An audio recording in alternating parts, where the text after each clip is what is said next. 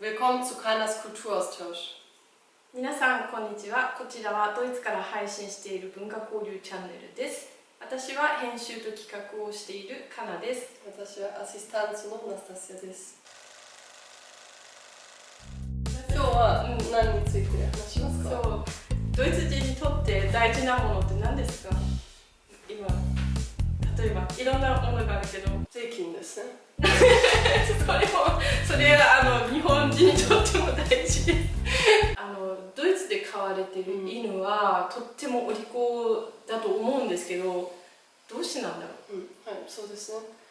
ドイツでは犬をしつけることは当たり前のことです。公共の場でも静かにしているし、お店にも一緒に入れることが多いんです。そうそう、レストランとかでもよく見かけるよね、電車の中とか、なんかよく犬がね、自由に入れるようになってるとこあって、クリスマスマーケット。そうそうもちろん。でもなんでそんなにお利口なの？多分、子犬の頃からトレーニングするからだと思います。犬をしつけるコースもあります。それと、犬の飼い主に責任を持たせる仕組みがしっかりしているからです。そう。犬に税金がかかるんだよね。はい、その通りです。Hundesteuerという犬税があって、犬を飼う人は毎年そのお金を払います。ドイツの犬の税金、Hundesteuerは各自治体の判断に委ねられており、一般的な犬税の金額は年間0から200ユーロ程度ですが、刀剣など特定の犬種については800ユーロ以上に設定されることもあります。また、犬税を徴収していない自治体もあります。飼い主さんがその犬のために税金を払ってるから、ちゃんとお利口にしなきゃって意識してるのか、ドイツ税金のために一生懸命税金払ってるんだから。先生、これ何ですか？これはプレーツェルです。種類がたくさんある。でもこれはちょっとクラシック形です。そうね。バイリッシュブレッツェンと知ってるね。シュベリッシュブレッツェルあるけど、これはどっちかわかりますか？ちょっと見てみましょう。これね。これ一つの分析ですね。この結び目のところありますね。この結び目のところが細いのがシュベビシュブレッツェルで、バイリッシュは全部太いんですよ。そうですか。そうそう。じゃあいただきます。はい、いただきます。私はそのバイリッシュの方が好きです。私はその太いが好きです。そうですか。私は細いところのカリカリ、ここが香ばしいですね。ここは柔らかいですね。だからこうメリハリがあってこっちの方が好き。美味しい。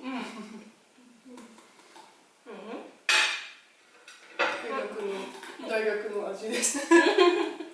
わかるわかる。ラスティも犬飼ってるじゃない？はい、そうですね。家族は。そう、私も子供の頃から知ってるからね。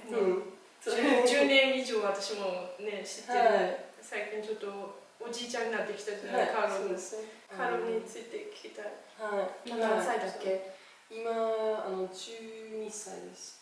12歳って言ったら年だよね。大きな犬は大体15歳になります。でもその小さな犬は18歳、まで生きる。じゃあ小さい犬の方が長生きなんだ。そうなんだ。カールは大きいです。そうだね。カールは特別にちょっとゆっくりになりました。昔によくカールとジョッギングをしました。今できません。階段も難しいです。エレベーターとか。だけど私が来たらいつもね、見送りに来てくれるんですよね。駐車場に。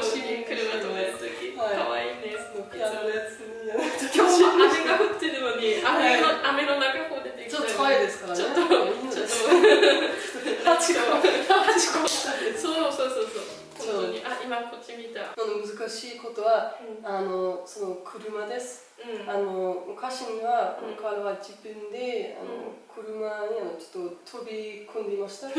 そう。でも今はあんまり良くないです。だから私たちはちょっと持ち上げます。そうでも彼は大きいです。重たい。重いです。だから難しいです。そうね。そう。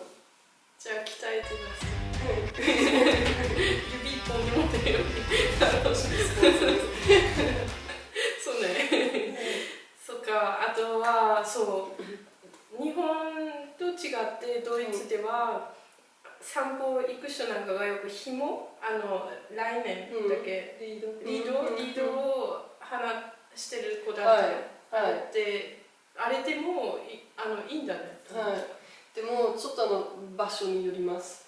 例えばフランクフルトにはその森、シュタットバイト、フランクフルトシュタットバイトにはそのリードは必要じゃないです。でもその他の場所はルールは規則はいつもリードを使うことです。でもそう人は別にします。結構話してるよねみんなね。でもそれでもお利口だよね日本のドイツの犬はね。飛びついたり吠えたりしないし。そう。でもちょっと犬によりますけど。そうね。そっか。大体大丈夫です。そう割合かなりお利口な犬が多いです。そうですね。犬の学校があるんだよね。あります。本で修理で。私たちも行きました。行った。私見たことあるんだよ。すごい可愛い。パークで。指導してる人が一匹犬を連れて、こう動きとか見せてあげて、そしたらこう飼い主さんと犬がこう一組で、何組かこう立ってて、でみんなが同じ真似をする動きをして、学校ですね。ちょっと小学校みたいな。そう小学校みたいな。で犬に性格があるじゃない。だからこうやっておさらしてしっかり聞いてる犬もいれば、あまりちょっとこうやって動いて言うこと聞かない子がいる。かわいい。そうですね。私たち学校にいた時にちょっと大変でした。ただその犬は20匹ぐらいいて、さまざまな研修がいました。その大きなちょっとボクサーの犬もいて。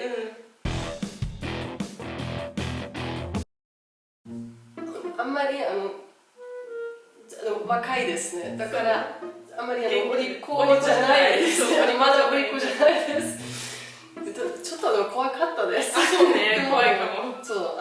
トレーナーもいて、だから大丈夫でした。でも私も若かったです。難しかったです。でも助かりました。その学校は。いろいろなことを学びました。だからいいことだと思います。私もいいことだと思います。でも日本にないですか？聞いたことがない。あるのかどうかわからない。日本にも犬のしつけ教室やドッグスクールは存在しています。しかし、犬のしつけは法律で義務付けられているわけではなく、あくまで個人の判断に任されています。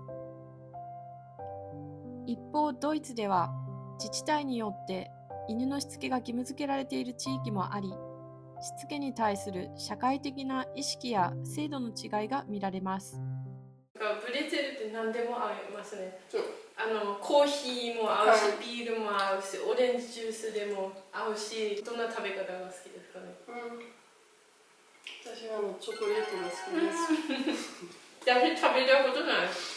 コーヒーを飲みながらチョコレートのプレーツを食べることは最高です。やってみよう。私はブレゼルを甘くしたことないですまだ。大丈夫？おじいちゃん。私の生徒さんの家とかね、犬を家で飼ってるところが他にもいっぱいいるんですよ。やっぱり若い犬でまだしつけができてないから飛びつくじゃないですか。特別に小さな犬はそう挨拶してくれたと思って「こんにちはハロー」ってしてあげた、そしたらその家の人が「Das ist nicht gut」ってそうだから犬がこうやって飛びついてきたら片足をこうやってして冷たく接する、こう難しいですね。足を上げて、それをそこの家の人に注意されたから、他の家で同じような犬がバーって来た時に、私もこうやってやったんですよこうやってね。そしたらそこの家の人「カナゲナゾイセ」褒めてくれました。そこの家のお母さん、犬のしつけだけじゃなくて人間のしつけ、でも大事ね。だからその学校がありますね。そうね。その犬の学校は犬のためじゃなくて、飼い主の学校ですね。そうね今日は犬の話で持ちきりだったんですが、もしよろしければチャンネル登録をお願いします。これからもドイツと日本の文化交流をしていきたいと思います。はい。それではまた。またね。Auf Wiedersehen. Tschüss. Tschüss.